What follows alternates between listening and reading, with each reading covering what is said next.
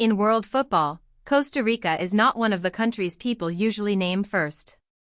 It does not have the population of Brazil, the club power of England, or the trophy cabinet of Argentina.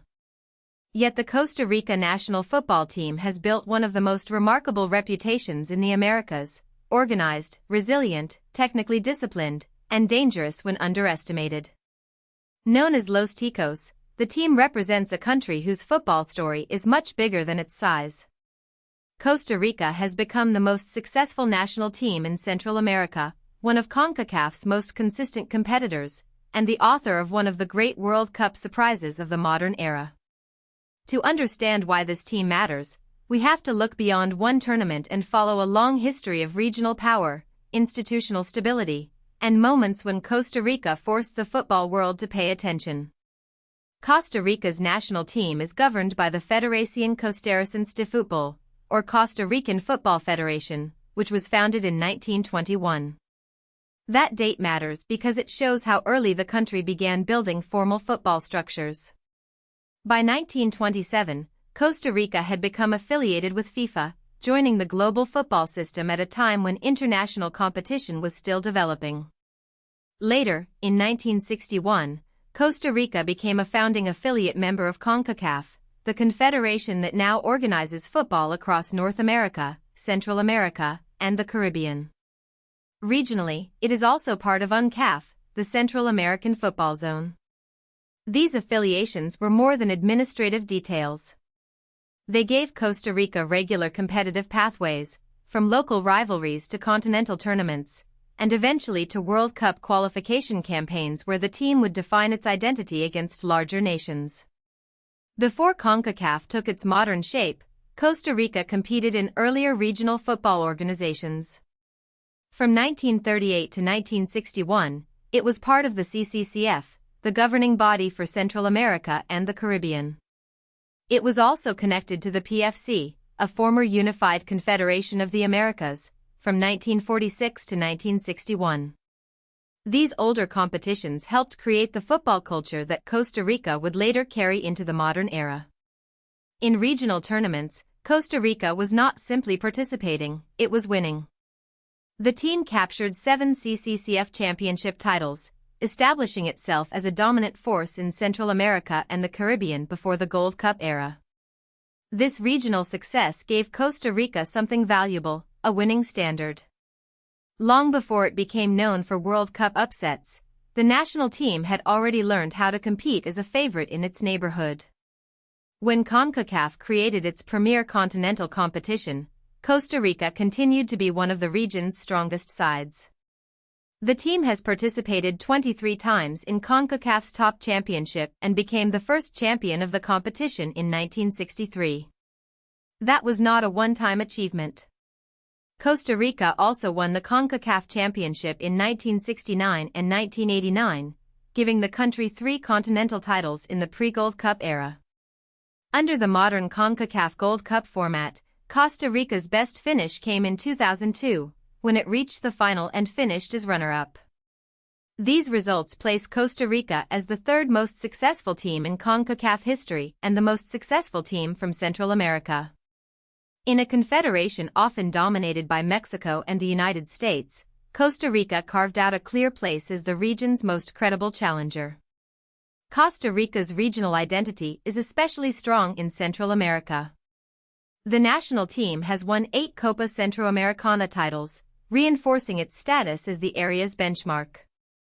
This is important because Central American football is intensely competitive, with tight rivalries, difficult away matches, and emotionally charged qualification battles. In that environment, Costa Rica's consistency separated it from its neighbors. The team also holds the all-time highest average football ELO ranking in Central America, at 1,597.1, and reached the highest Central American ELO peak ever, 1806 in 2014. ELO ratings are not trophies, but they measure performance across time and opposition quality. Costa Rica's numbers reflect something deeper than a single golden generation. They show decades of stability, competitive results, and the ability to repeatedly perform above what outsiders might expect from a small country. The late 1980s marked a turning point. Costa Rica began to be seen not only as a strong regional side, but as a serious team on the global stage.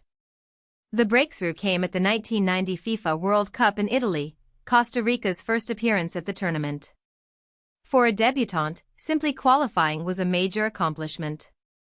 But Costa Rica did much more than show up. In the group stage, the team finished second behind Brazil and advanced to the knockout round. That meant Costa Rica had survived the first phase in its very first World Cup. The achievement instantly changed perceptions.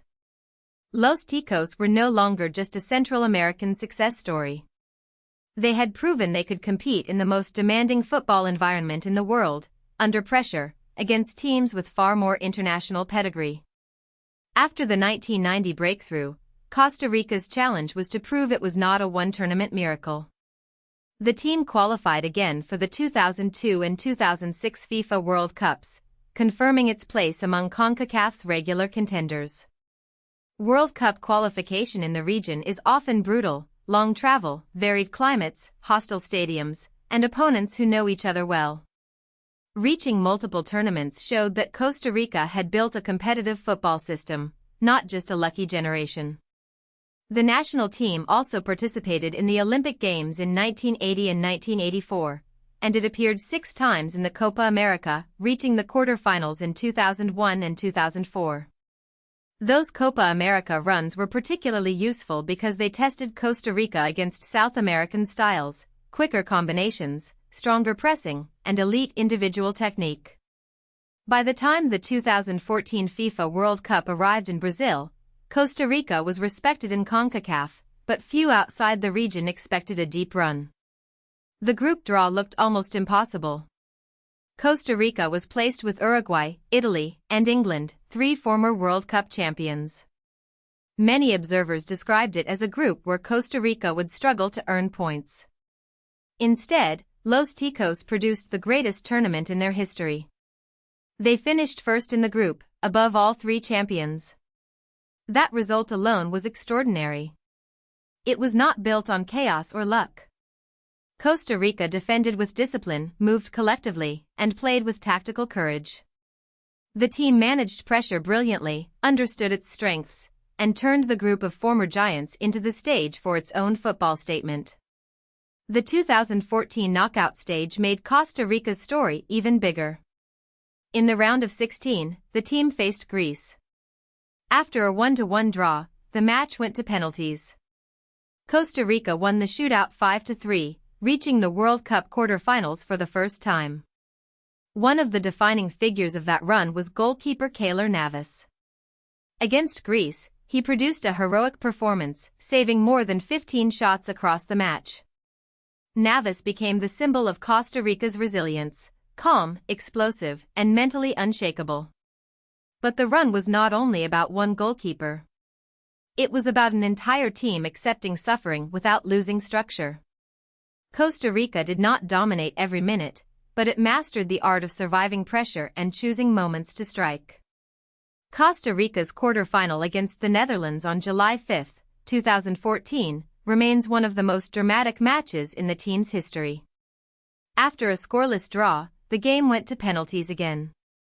This time, Costa Rica lost 4-3 in the shootout. The defeat ended the dream, but not the impact. Costa Rica left the tournament unbeaten in open play against Uruguay, Italy, England, Greece, and the Netherlands. For a country of Costa Rica's size, that was an astonishing achievement. The 2014 run pushed the national team's reputation to its highest point and helped produce its record football ELO ranking of 1806. It also gave global fans a new image of Costa Rican football: organized, brave, technically capable, and mentally tough enough to stand with elite football nations. The tournaments after 2014 showed how difficult it is to maintain a peak. Costa Rica qualified for the 2018 World Cup in Russia, but the campaign ended in the group stage. The team finished 4th in its group, earning its only point in a 2-2 draw against Switzerland. 4 years later, in 2022, Costa Rica again reached the World Cup, but again exited in the group stage in 4th place. Its only points came from a 1-0 win over Japan, a result that still showed the team's ability to disrupt stronger opponents. These campaigns were not as magical as 2014, but they mattered. Consecutive qualification kept Costa Rica visible at the highest level and confirmed that the country remained a serious part of the global football conversation. Costa Rica's football story is ultimately about consistency meeting moments of surprise. The team has qualified for 6 FIFA World Cups, reached the knockout stage twice, and made the quarter-finals once. It has won continental and regional titles, competed in the Copa America, played in Olympic tournaments, and built the strongest long-term record in Central American football. In CONCACAF, it remains one of the few teams capable of challenging the region's traditional powers. The legacy of Los Ticos is not just the miracle of 2014, even though that tournament will always be the highlight. The larger story is how a small nation built a football identity strong enough to survive across generations. Costa Rica showed that in international football, size matters less than structure, belief, preparation, and the ability to seize a historic moment. If you found this helpful, please like this video and subscribe for more explainers.